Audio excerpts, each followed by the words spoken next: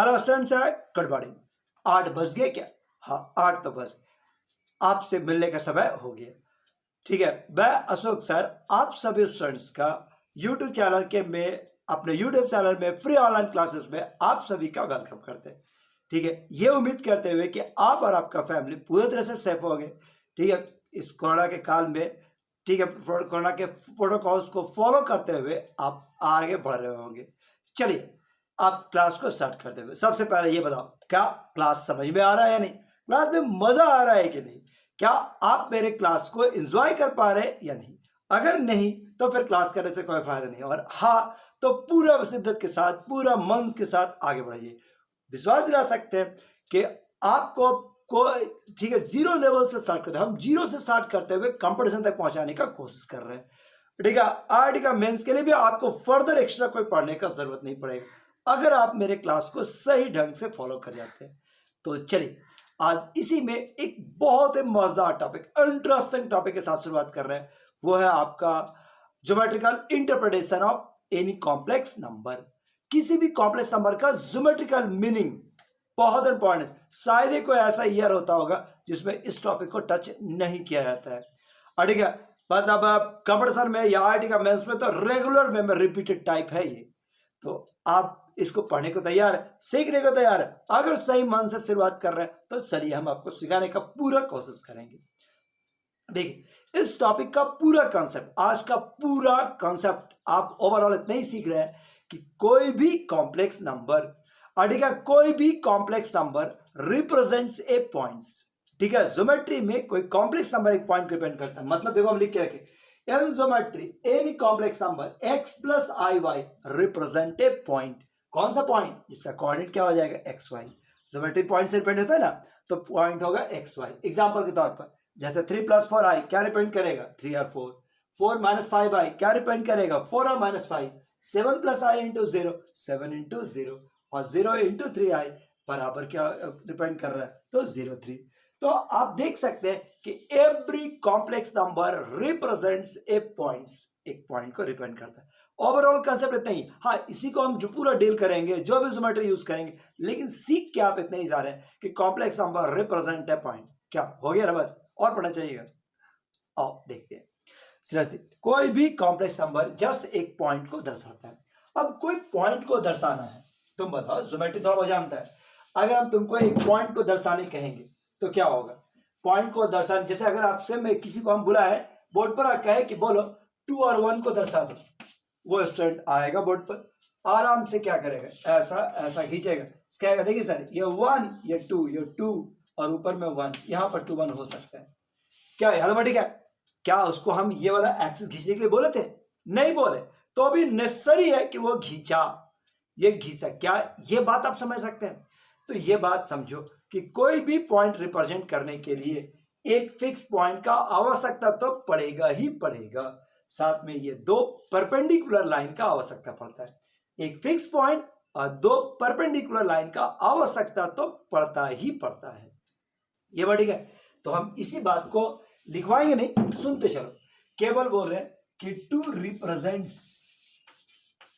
Represent the complex number, to represent the complex number, ठीक है, we requires क्या जरूरत पड़ता है? देखिए, सबसे पहले एक फिक्स पॉइंट, ये एक फिक्स पॉइंट जिसको हम लोग ओरिजिन के नाम से जानते हैं। ठीक है, first a fix point called origin. हम पूरा डिटेल नहीं लिख रहे हैं, ये ओरिजिन।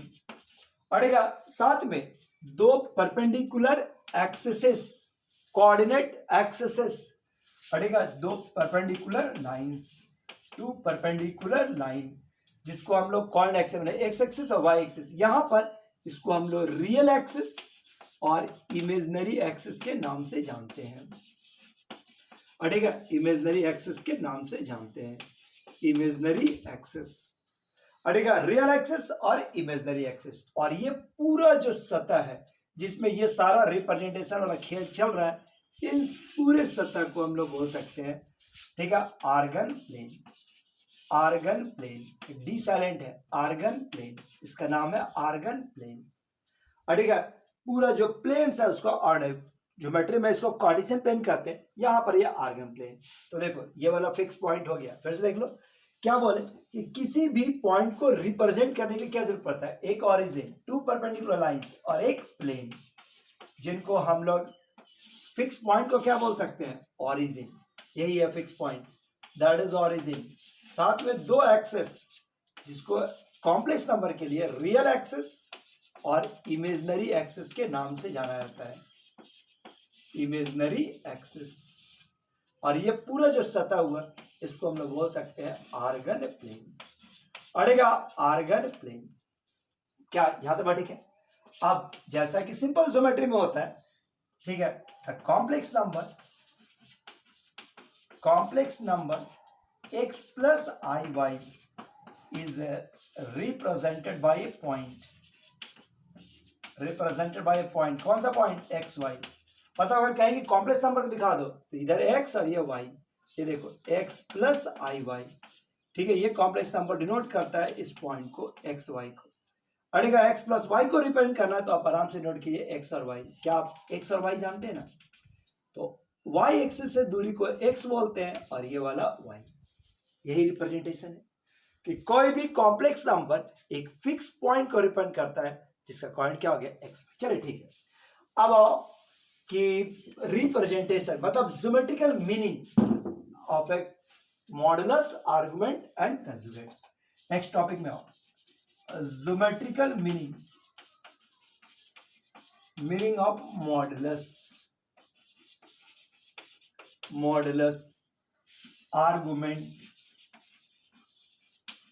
And conjugate. अब इस वर्ड को सीखो, geometrical meaning of modulus, argument and conjugates.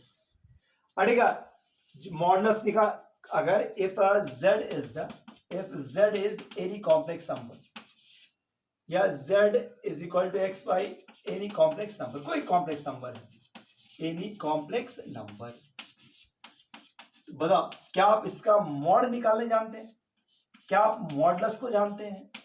Modulus of z बराबर क्या होता है, this is x square plus y square. और इसका ज्योमेट्रिकल मीनिंग निकालना शुरुआत करें। अड़ेगा इसका ज्योमेट्रिकल मीनिंग समझाएं, ज्योमेट्री में इसका क्या अर्थ होगा, पहचानना। क्या आप इसको ऐसा लिख सकते हैं, x माइनस 0 का स्क्वायर और y माइनस 0 का स्क्वायर, हाँ या नहीं, लिख सकते हैं ना। पहचान, देखा है, कहीं लाइफ में देखा है ऐसा, मैं तो किसी ब्रांच में ऐसा देखा है, नहीं पहचाना। डिस्टेंस फॉर्मूला, दूरी सूत्र, distance formula, x1 minus x2 का square plus y1 minus y2 का स्क्वायर। तो हम इसको कह सकते हैं ये डिस्टेंस है। अटेगा डिस्टेंस है कहाँ का, कोई भी कॉम्प्लेक्स नंबर का मॉडुलस क्या शो करता है, तो डिस्टेंस किसका, of the point x y, of the point x y, कहां से, फ्रॉम ओरिजिन। सो मॉडुलस क्या शो करता है, तो distance of the point from origin. बताओ मॉडुलस समझ में आया। कोई भी कॉम्प्लेक्स नंबर का मॉडुलस जबरदस्ती नहीं निकाले, देख लो बढ़िया से। तो कॉम्प्लेक्स नंबर का मॉडुलस क्या शो करता है, तो डिस्टेंस। अड़ेगा distance of the point from origin से दूरी। क्या याद है बात, ठीक है, distance of the point from origin.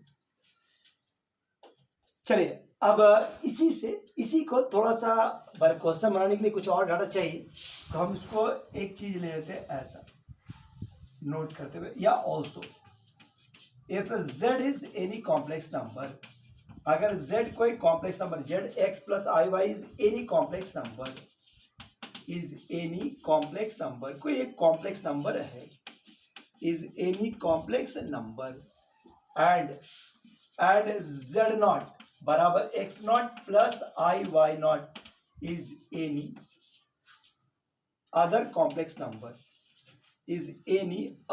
Complex number, अड़ेगा कोई दूसरा कॉम्प्लेक्स नंबर है, तो बताओ then modulus of z minus z naught क्या होगा, ठीक है। ये निकाल रहे फॉर्मूला, क्वेश्चन बनाने में काम आएगा। z माइनस z नॉट तो क्या हो जाएगा, देखो x प्लस आई वाई, और ये हो गया x नॉट प्लस आई वाई नॉट। यहां तो ठीक है, ये देखिए एक्स माइनस एक्स नॉट एक साथ, अब plus y minus Y naught, अब इसी का modulus, so x minus x naught का स्क्वायर और वाई माइनस वाई नॉट का स्क्वायर, और ये सो क्या करता है, तो डिस्टेंस हटेगा, डिस्टेंस बिटवीन किसके बीच का, between these two points Z and Z not, between Z and Z not, जो दो पॉइंट्स है उसके बीच का दूरी शो करता है। तो याद रखिएगा इसको, यह आपका क्वेश्चन बनाने में हेल्प करेगा। तो दो चीजें अवधि निकाल, मॉडुलस ऑफ जेड मतलब डिस्टेंस फ्रॉम ओरिजिन, और जेड माइनस जेड नॉट हो जाएगा का मॉडुलस क्या मतलब distance from Z and Z not, distance between Z and Z not. चलिए ठीक है, तो ये आपका मॉडुलस,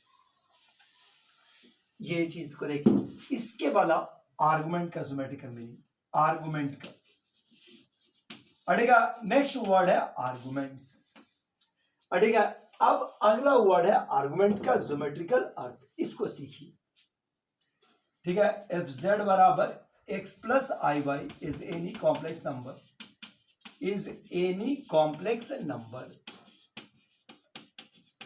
सो बताइए आर्गुमेंट ऑफ जेड बराबर चार केस होता है, पहला वाला ही ओरिजिनल, सो टेन इनवर्स जनरल भाषा में y बाई एक्स, ये होता है आर्गुमेंट। अब ये कौन सा एंगल रिप्रेजेंट करता है, तो इसको आप समझने के लिए वो ज्योमेट्री और फिगर फिर से दिखाते हैं। जैसे मान लो ये आर्गन प्लेन है और कोई कॉम्प्लेक्स नंबर x प्लस आई वाई रिप्रेजेंट हो रहा है इस प्रकार से, एक्स वाई के द्वारा रिप्रेजेंट हो रहा है, क्या यार बढ़िया, ये आपका ओरिजिन है, ये आपका एक्स एक्सिस है ऐसा। अगर हम इसको मिला दें, ध्यान से देखना, हम इसका मीनिंग निकालने की कोशिश कर रहे हैं, इसको मिला दे, इसको यहां से परपेंडिकुलर ड्रॉ कर दो, पहचानो ये वाला डिस्टेंस क्या होता है x, ये वाला y, अगर ये x तो ये वाला x, ये y और ये x। तो अगर हम इस ट्रायंगल का बात करें, in triangle OPM, in triangle OPM, तो y और x को रिलेट करता हुआ डाटा देखो, ये वाला एंगल को थीटा मान लेते हैं, सो टेन थीटा बराबर क्या होगा y बाई एक्स, और थीटा बराबर इस टेन को अगर राइट साइड ले जाते हैं, so tan inverse y by X, tan inverse y by X, so argument of z बराबर क्या होगा, तो टेन इनवर्स y, देखिए argument tan inverse y by X, और y बाई एक्स का मतलब थीटा, फिगर से थीटा, थीटा कौन सा एंगल, अरे थीटा, थीटा मतलब एंगल, कौन सा angle, the line OP, line joining origin to the point P, makes with positive x-axis, angle, the line joining O to P, अडेगा makes with x-axis, makes with positive x-axis, make with positive x-axis। तो यही है argument का मतलब, argument का मतलब यही हो गया tan inverse y by x, ये इसका मीनिंग। क्या यहां तक बात ठीक समझ में आया आपको बस, सो ये आर्गुमेंट का मतलब, आर्गुमेंट का मतलब ये हो गया tan inverse y by x, ठीक है। इसको समझने में कोई प्रॉब्लम नहीं ना। अब इसी को चीज को देखो, अब हम क्वेश्चन बनाने के लिए ऑल्सो ये लेटर निकालते हैं, ये जो हेल्प करता है क्वेश्चन बनाने में। आर्गुमेंट ऑफ मतलब ये z is any complex number, z is any complex number x plus iy, अटेगा z naught is another complex number x naught plus iy naught, अटेगा ये वही है, बस क्या निकालने का कोशिश कर रहे हैं। तो बताओ argument of z minus z naught, इसका आर्गुमेंट क्या हो जाएगा, तो निकाल लेते हैं। This is argument of z minus z naught, घटा नहीं देते सीधे ना, x minus x naught plus आई वाई माइनस वाई नॉट, ठीक है बस। तो ये वाला तेरे पास क्या हो गया, this is tan inverse y minus Y naught x minus x naught. अब ये वाला एंगल कौन सा है, तो पहचानो फिगर से फिर से, ये आपका z और ये आपका z नॉट, ये z और ये z नॉट, ये आपका एक्स वाई है और ये आपका एक्स नॉट वाई नॉट है, एक्स नॉट वाई नॉट है। अब इसको मिलाता हुआ लाइन, ये लाइन का आर्गुमेंट निकाल रहा है, देख लो बढ़िया से पहचानो, ये distance y minus Y naught, ये distance x minus x naught, और ये एंगल है थीटा। अगर ये थीटा तो ये वाला थीटा, तो आप पहचानिए अगर टेन थीटा का वैल्यू निकालेंगे तो टेन थीटा बराबर यही ना आएगा, यही वाला एंगल आ गया थीटा। थीटा कौन सा angle, angle the line joining Z and Z not, angle the line joining Z and Z not. ठीक है, यहां से नहीं लेते, ये देखो यहां पर theta, angle the line joining Z and Z not, the line joining ये वही है, बिल्कुल हम केवल फॉर्मूला निकाल रहे हैं क्वेश्चन बनाने के लिए। Line joining Z and Z naught makes with positive x-axis, makes with positive x-axis. So आप मॉडुलस जान गए, आर्गुमेंट जान गए, अड़ेगा दोनों का वर्टिकल आर्क। अब कॉम्प्लेक्स नंबर, अब आओ कंजुगेट्स, कंजुगेट, कंजुगेट, अड़ेगा कंजुगेट का ज्योमेट्रिकल मीनिंग। तो बताइए कंजुगेट क्या होता है, z बराबर x plus I Y is any complex number. अगर ये कोई कॉम्प्लेक्स नंबर है, कॉम्प्लेक्स नंबर है, तो बताइए z बार क्या होगा, z बार बराबर x माइनस आई वाई, यही ना होता है हम लोग का। अब बताओ ये क्या रिप्रेजेंट किए। ठीक है, आपको हम इस चैप्टर का कंसेप्ट क्या बताए हैं कि जेड क्या रिप्रेजेंट करता है, जैसे x प्लस आई वाई क्या रिप्रेजेंट करता है, तो एक पॉइंट, ये कोई पॉइंट एक्स वाई, ये क्या रिप्रेजेंट कर रहा है z, और जेड बार क्या शो किया तो x माइनस आई वाई। ठीक है, बस x माइनस आई वाई ये शो कर रहा है ऐसा, ये देखो ये आपका x, तो x माइनस आई वाई, x यहां पर और y माइनस वाई यहां, x माइनस वाई ये शो करेगा, x और माइनस वाई क्या रिप्रेजेंट करेगा तो z बार। अब बताओ z बार क्या शो किया, तो गौर से देखो तो ये इसका image with respect to x axis, मतलब this will represent the image of point z with respect to x axis. लो ये इसका मीनिंग है मॉडुलस का, आर्गुमेंट का, कंजुगेट का। पहला मीनिंग मॉडुलस क्या सिखाया, मॉडुलस मतलब distance of point z from origin. Argument क्या है, angle the line joining O to P makes with positive x axis, और z बार क्या शो कर रहा है तो arguments, z bar represents the image of the point with respect to x axis. ठीक है, इसको हम एक बार समराइज करते हैं ताकि क्वेश्चन बनाने में मदद मिलेगी।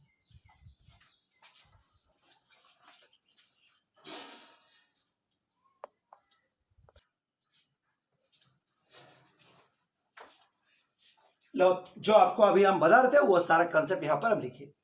अड़ेगा z क्या होगा, distance of the variable point, z मतलब वेरिएबल पॉइंट। अब इसका ज्योमेट्रिकल यूज करता हुआ क्वेश्चन बनाएंगे, तो z जहां पर लिख दिया मतलब variable point, z0, z1, z2, z3 ये सब रहेगा तो फिक्स पॉइंट, फिक्स पॉइंट। देखिए z distance of the variable point z from origin, z from origin, z माने z डॉट माने z और z नॉट के बीच का डिस्टेंस, इसका मतलब distance from origin, distance from z and z not, ये आपका z1 और z2 दो फिक्स पॉइंट के बीच का दूरी। या आर्गुमेंट्स का मतलब हो गया angle the line joining O to P makes with positive x axis, और z बार मतलब image of z with respect to x axis. क्या यहां तक बात ठीक? अच्छा लग रहा बात?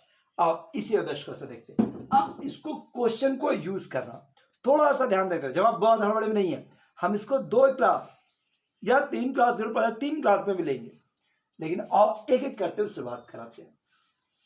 ठीक है, आप सोचने को मजबूर करने का कोशिश करेंगे, और ठीक है आप बोलेगा देखो पहला क्वेश्चन, मॉडुलस ऑफ z बराबर 2 बता ये क्या रिप्रेजेंट कर रहा है, मॉडुलस ऑफ z बराबर 2 represent what, geometrical figure, represent which geometrical figure.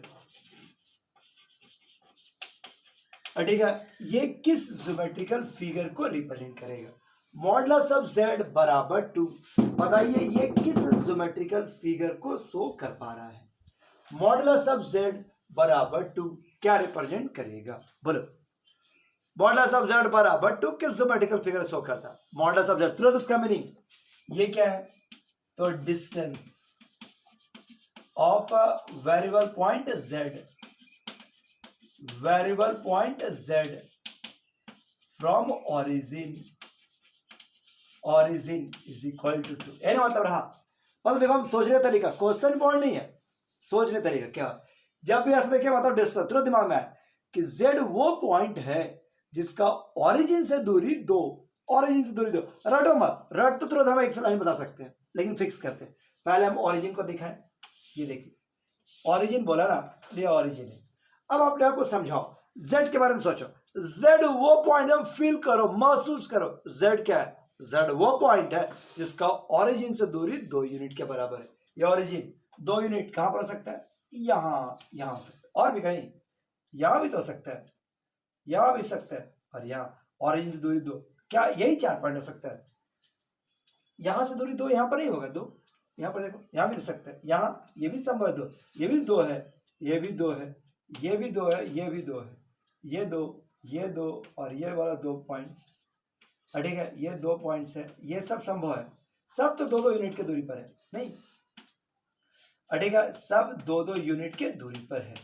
अब इन सभी को मिला दो तो क्या बनेगा? एक सर्कल, एक सर्कल, ठीक है। इस सर्कल का हर एक पॉइंट, ठीक है, जेड कहां पर है? इसके सरकमफ्रेंस पर।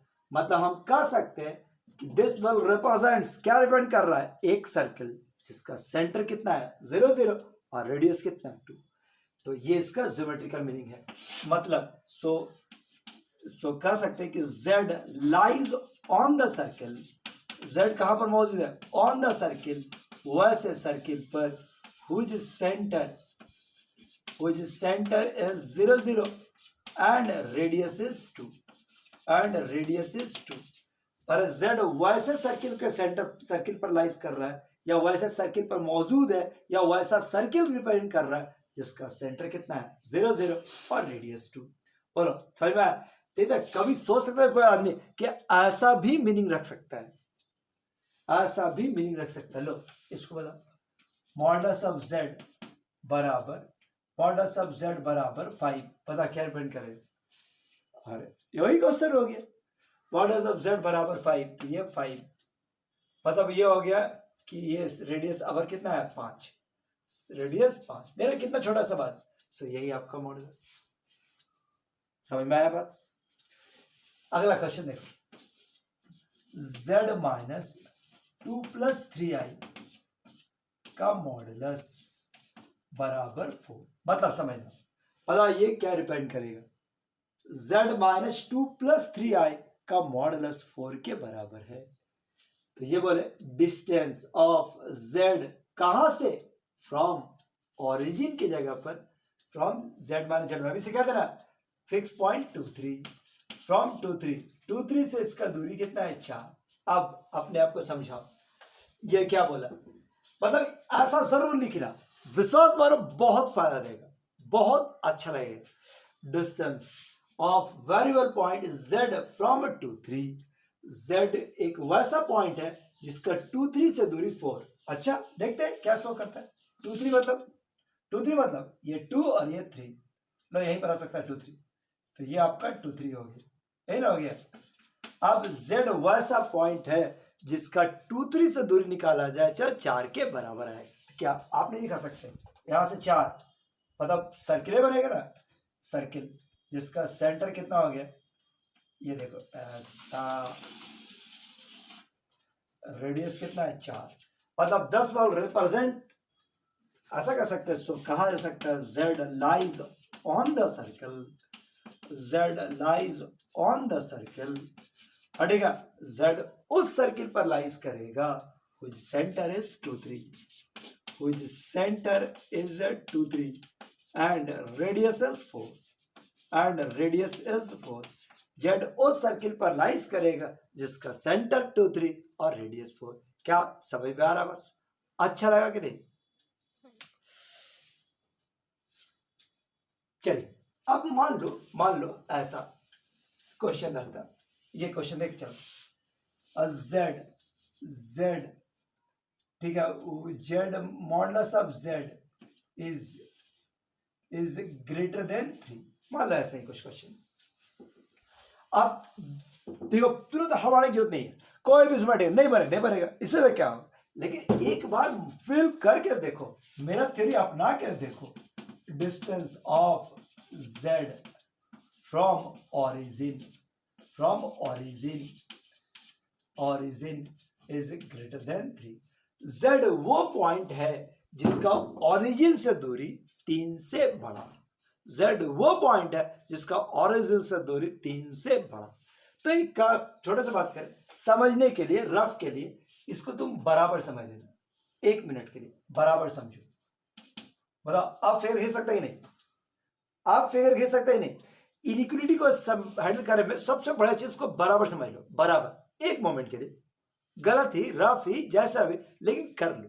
तो हम क्या कर सकते, चलो ये तो तुम लोग भी दिखा सकते हैं कि ऑरिजिन एक सर्किल है, इसका सेंटर 0 0 और रेडियस 3, बोलो है ना था हमारे पास। अब ओरिजिनल में आ जाए कि नहीं, हमको z इस पर नहीं चाहिए, z चाहिए, z वो पॉइंट है जिसका ऑरिजिन यहां पर दूरी 3 है, हमको 3 से ज्यादा। तो क्या यहां पर हो सकता है, यहां हो सकता है नहीं, तुम बताओ यहां हो सकता है नहीं, ये 3 से ज्यादा होगा, यहां तक दूरी पहुंचेंगे तब 3 आया, ये पीछे रह गया तो 3 से कम। हमको क्या चाहिए, 3 से ज्यादा, 3 से ज्यादा। 3 से ज्यादा कहां पर होगा, मतलब सर्किल से दूर, यहां पहुंचेंगे तो आराम से ज्यादा, यहां कहीं भी लेंगे तो बाहर, मतलब इस पोर्शन में सर्किल के बराबर नहीं होगा, लेकिन इस कहीं भी अगर जेड देखोगे, ये जो पूरा रीजन दिखा रहा है, इस रीजन में कहीं भी कोई पॉइंट ले लेंगे तो वो ऑरिजिन से उसका दूरी 3 से बड़ा। क्या याद बढ़ गया, बन गया पूरा सूरज। तो कह सकते हैं कि z lies in the region, z जो है वो उस रीजन में लाइज कर रहा है, z lies in the region, क्षेत्र में लाइज कर रहा है, आउटसाइड द सर्कल, ठीक है, जेड लाइज, छोड़ा इसलिए Z lies outside the circle, outside the circle, उस सर्किल के बाहर, सेंटर इज 0 0, जिसका सेंटर कितना है 0 0 एंड रेडियस इज 3। सर्किल पर नहीं है, सर्किल से बाहर, सर्किल से बाहर। क्या समझ में आ रहा, बस यही। अगर कोई दिक्कत ना है, अगर मान लो ये उल्टा रहा ऐसा 3, तब बना लेता, अगर रहा तो क्या होता। अब फिगर से बात किए, पहले बराबर समझिए, अपने आप को समझाओ, बराबर बराबर है तो सर्किल खिंचाएंगे 3 के बराबर। अब क्या पर था, अंदर 3 से कम, यहां पर 3 के बराबर, ये 3 से बड़ा, ये अंदर में आया 3 से अंदर, मतलब इस सर्किल पर नहीं, लेकिन सर्किल के अंदर का सारा रीजन, जेड यहां लो, यहां लो, यहां लो, यहां लो, कहीं भी लो, ऑरिजिन से दूरी 3। इसको ये नहीं रखना कि सर बोले लेस तो अंदर, ग्रेटर इतना, समझो मीनिंग, समझो वहां पर। सो कह सकते हैं कि z lies inside the circle, inside the circle, centre 0 0 और रेडियस 3। बोलो पहला ही टॉपिक दिखाते हुए मजा है ना। अब आगे लो इसका क्वेश्चन, अगर हम ये कह दे कि z लाइज कर रहा है 2 to 5 के बीच, क्या आप इसका मीनिंग निकाल सकते हैं, आप इसका मीनिंग निकाल सकते हैं, सोच के एक बार देखो, इसका मीनिंग आपसे निकल जाएगा।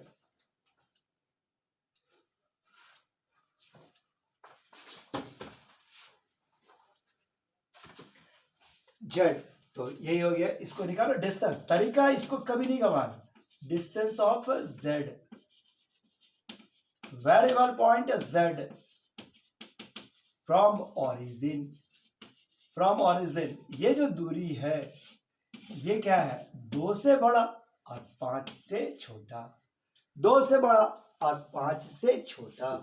यह तुम्हारे पास कर रहा है कि distance of variable point z from origin, origin से इसका जो दूरी होगा वो 2 से बड़ा लेकिन 5 से छोटा।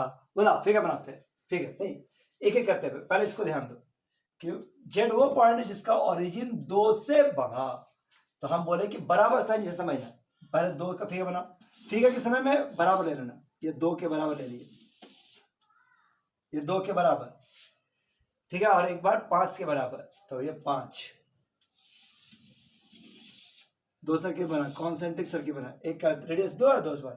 अब z कहां पर है? z वो पॉइंट है जिसका वैल्यू 2 से ज्यादा, 2 से दूर है लेकिन 5 से पीछे, 2 से दूर है 5 से पीछे, मतलब इस रीजन में, इस रीजन में, ठीक है। z इस रीजन में कहीं पर लाइज करेगा।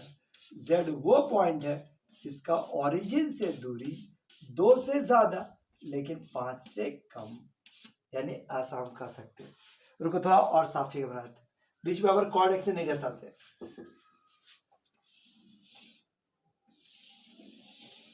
ये ओरिजिन है, ठीक है, मतलब z कहां पर रहेगा? इस रीजन में। z वो पॉइंट है जिसका ओरिजिन से दूरी 2 से बड़ा लेकिन 5 से छोटा, ये रीजन 2, ये वाला वैल्यू 5, मतलब कह सकते हैं so z lies in the region, in the z lies in the region, या z lies in the ring, वैसा रिंग में whose inner radius is, जिसका इनर रेडियस कितना है 2 एंड आउटर रेडियस इज 5, और आउटर रेडियस 5 के बराबर है, ठीक है। बस z उस रिंग के अंदर लाइज कर रहा है जिसका इनर रेडियस 2 और आउटर रेडियस 5। क्या आपको समझ में आया? अच्छा लगा ना? देखो तो ये वाला तुम लोग का मीनिंग निकाल लेगा। अगर हम बोले ये z 2 + 3i का मॉडुलस, अब हम दिखेंगे नहीं, बराबर 5, क्या मतलब बताओ? ये क्या शो कर रहा है? यहां देते हैं, यहां z 2 + 3i, तो ये बताए थे ना कि z वो पॉइंट है जिसका जिसका 2 3 से दूरी 5 है, मतलब ये फिगर z उस सर्किल पर लाइज कर रहा है जिसका सेंटर 2 3 और रेडियस 5, z यहां लाइज कर रहा है, z इस सर्किल पर लाइज कर रहा है जिसका ओरिजिन से 2 3 से दूरी 5। और इसका क्या मतलब? अगर हम यही बोले 2 + 3i, ये आपका 5 से बड़ा, मतलब फिगर क्या बनेगा? फिगर क्या बनेगा? वही सर्किल बन जाएगा जिसका सेंटर पर 2 3 लेते हुए रेडियस 5 लेते हुए सर्किल बना दीजिए, और इसका outside portion z lies outside of the circle, centre is 2 3, radius is 5, और यही अगर हम बोले z 2 + 3i is less than 5, तो क्या हो जाएगा? एक सर्किल इसका सेंटर है 2 3 और रेडियस 5, ये इनसाइड वाला circle, inside of the circle, और सेंटर इज 2 3 और रेडियस इज 5, और ये वाला वैल्यू z - 2 + 3i, सब कुछ वही है, सब कुछ वही दिए, और यह 2 2 5, मतलब एक सर्किल, 2 सर्किल, सेंटर है 2 3 और एक का रेडियस 2 और एक का रेडियस 5, और पॉइंट कहां लाइज करेगा? Point lies on the ring, in the ring, inner radius is 2 और रेडियस इज 5। बोलो समझ में आया? बस आराम से बनाएगा, कुछ नहीं बताया, एकदम छोटा छोटा सा टॉपिक है और अलग। अभी क्लास खराब नहीं किया, आज का क्लास यहाँ पर एंड कर रहा है, कल फिर वेट करेगा कुछ और मजेदार टॉपिक। उम्मीद करें कि आप वीडियो को एक बार जरूरत पड़ा 2 बार देखिए, लेकिन समझ कर रखिएगा, सीखिए। हम लोग बहुत छोटा सा बात है लेकिन बहुत काम का, ठीक। बस ये कंपटीशंस में एकदम रेगुलर रिपीट करता है, इसलिए सीखिएगा परफेक्ट, स्टेप बाय स्टेप्स। 2 दिन लगेगा, 3 दिन लगे, 4 दिन लगे, लेकिन सीखिएगा मन से, ठीक है। Thank you, bye bye.